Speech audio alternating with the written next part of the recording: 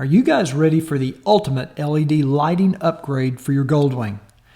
Well, I just received some new lights from the guys at Pathfinder LED. Now these are the new high performance headlights for the GL1800 or F6B. These are going to light up the road at night and will make you more visible during the day. Now I'm going to show you how easy it is to install these on your low beams, but we'll cover the high beams as well. These new Pathfinder LED lights are awesome. Whether you ride at night or during the day, they're just going to make you more visible to oncoming traffic. And unlike other LEDs that are directional, these lights put out a really fantastic beam. The new lights barely draw any power off your battery, and you know that means you're going to save your alternator and you can hook up more stuff on your bike. As an added bonus, they also work with your Cruiseman PathBlazer modulators.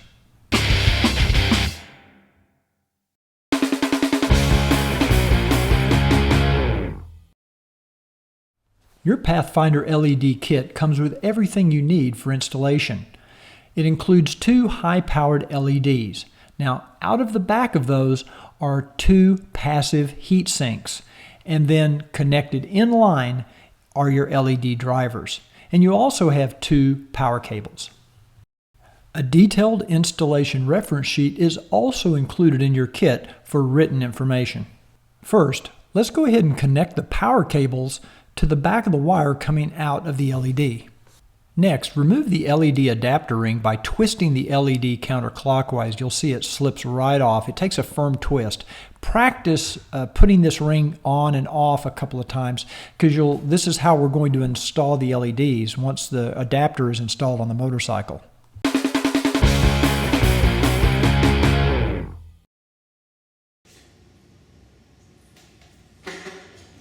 Removing the low beam bulbs on your Goldwing takes a little patience. You just reach up underneath the handlebars up toward the front of the fairing. Now, if you look up in there, this is what you're going to see. You see basically the H4 connector on the back of the headlight bulb, and there's also a rubber boot that surrounds that connector. Now here's what it looks like with the plug unplugged. And there's a couple of little tabs on that rubber boot. You simply pull on those and that boot comes right off. With the rubber boot removed, you can now see the metal retaining spring. This actually holds the bulb in place.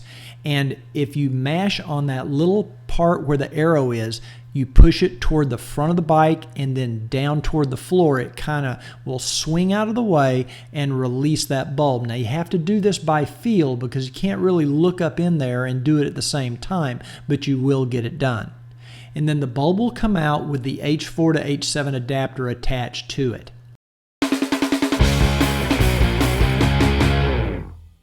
Next, we need to modify these rubber boots by cutting off the tip at the end of the back of the boot. So if you turn the boot over, you'll see this rubber tip, and I'm using a utility knife. You can use a razor blade or an X-Acto knife. Just be very careful as you cut this not to cut yourself. But basically, you just want to cut off that small topmost piece of the rubber boot so that it will fit properly when we hook everything up.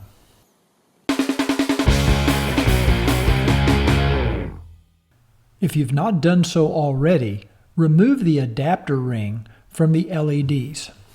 Now you'll notice a small tab on the adapter ring. That has to line up in the 12 o'clock position inside the headlight enclosure as shown here. You might find it easy just to kind of slip this ring on the end of your finger and then reach up and install it in the headlight enclosure. You have to do this by feel and be patient. It will take some time, but once it's in place, you can then reattach that spring clip as shown here so that it locks that adapter ring in position. Next, you install the LED by holding it at the base of the heatsink ribbon as shown. And you want to make sure the top of that ribbon is sort of at the 10 o'clock position, and then the LED will go straight into the adapter ring, and you may have to turn a little bit till you get those notches to line up, and then push it and turn it to the right and it will lock into place. The next step is to slide the modified rubber boot back over all of these components, starting at the end of the wire. And you'll notice here I'm showing it off the bike because you basically can't get the video camera up in there to show how this is done. But you can see all of these parts, including the LED block, will fit through the rubber boot, as well as the heat sink. So it all goes through that rubber boot, and then you push the rubber boot back into place and secure it as it was originally. Once the rubber boot is in place, you can now spread out that heat sink to disperse the heat better, and you'll just reach up in there and kind of mash on it to get it into place. The last step is to connect the power plug to the power connector on the motorcycle.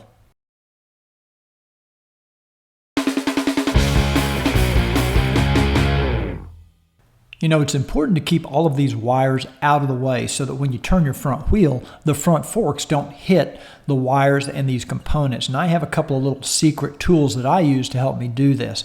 Now, I like these little cable clamps. You can buy these in Amazon. You can buy them at some hardware or automotive stores. They have an adhesive backing, and I stick them all over the inside of the fairing and use those to kind of route my cables and wires to keep them out of the way. It's a really handy little tool. Now here you can see how I've used these cable clamps attached to the inside of the shelter. We're kind of looking down through the right side tunnel next to the front forks. You can see how it's keeping those headlight wires out of the way. Now there's one a little bit lower down holding the LED block wires. So they're very flexible and you can use them in a lot of different places. Another really handy tool are these 3M dual lock fasteners. They're kind of like Velcro, but they're plastic instead of fabric, and they're weatherproof. And I use these all the time to attach things to the bike. I use them here to attach the LED drivers under the front of the fairing.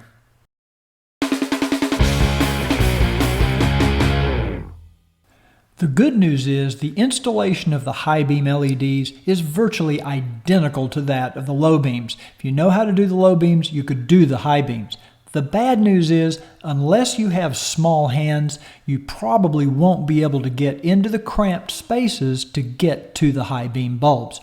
So, if you have a glove size larger than a medium or a large, you probably better leave this to a professional installation. However, I'm going to show you how I installed the high beams on my 2012 Goldwing, which is also the same as it would be for an F6B. Starting on the right side of the fairing, I'm going to remove this black plastic trim piece starting at the corner and pulling up firmly, and you'll see that clip come loose. And then working your way up the piece, you kind of push in, and there's some little tabs that will release. Now you'll notice on the very front part, there's also a little tab that slips into the front of the shelter. Using a 5mm Allen wrench, I'm going to remove the two bolts that hold the headlight adjuster panel in place.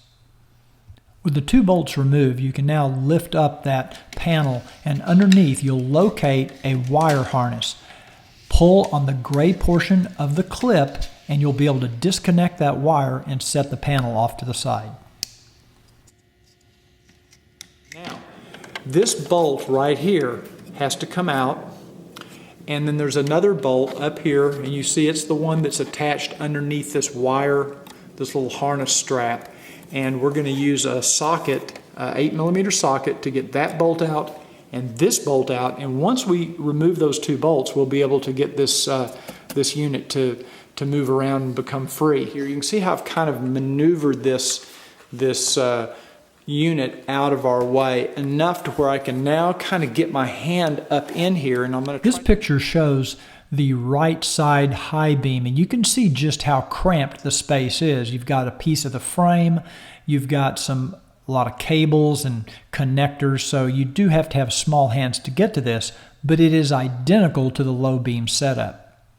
To access the left side high beam, we start by removing the left black trim piece, just like we did on the right. You'll notice I start at the outside corner and lift up firmly. There's two clips and tabs that hold this in place, as you can see here. And then you work your way from the outside, pushing in, and to release the tabs, and you'll notice again at the very front there's a tab that sticks into the shelter to hold it in place. So you want to make sure you always start at the bottom and work your way up.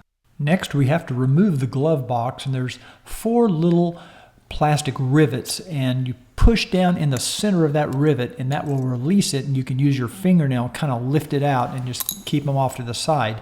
Once those are removed, you can just lift the glove box out of place and make sure you disconnect any wires that might be holding it in, and then just set it off to the side. Now we need to remove the leg warmer switch assembly. Here you see the wire with a barrel at the end, and on the right you'll see a green tip that fits into a plastic stay, and these have to be removed. It just kind of pops out of the little holder there. You can see the little ring that kind of snaps in place, and then once you do that, you can reach around here, and it might be easier to do if it's in the open position, actually, like that. Okay. Remove the leg warmer switch knob by just giving it a firm pull. It'll come right off, and set it off to the side. Using a small flathead screwdriver, you can pry off the plastic bezel for the leg warmer as shown and set it off to the side as well. Use a Phillips screwdriver to remove the screw that holds the switch assembly in place. With the leg warmer switch removed, you can now access the left side high beam bulb.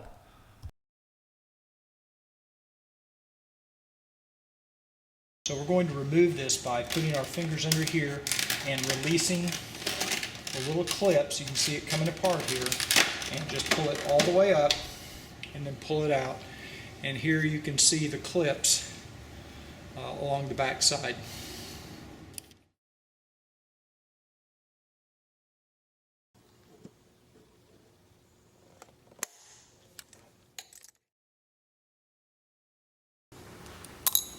Okay, with the clips removed, we can now lift out the glove box, checking underneath for any power connectors that need to be released.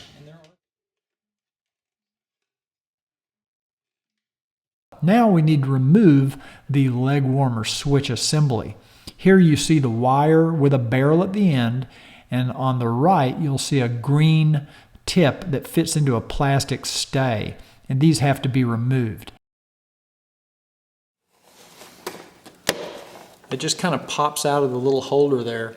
You can see the little ring that kind of snaps in place, and then once you do that, you can reach around here, and it might be easier to do if it's in the open position, actually, like that. Remove the leg warmer switch knob by just giving it a firm pull. It'll come right off, and set it off to the side. Using a small flathead screwdriver, you can pry off the plastic bezel for the leg warmer as shown and set it off to the side as well. Use a Phillips screwdriver to remove the screw that holds the switch assembly in place. With the leg warmer switch removed, you can now access the left side high beam bulb.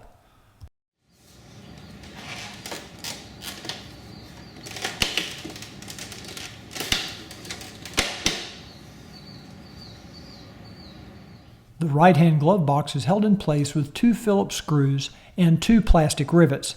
These must be removed before the glove box will come out.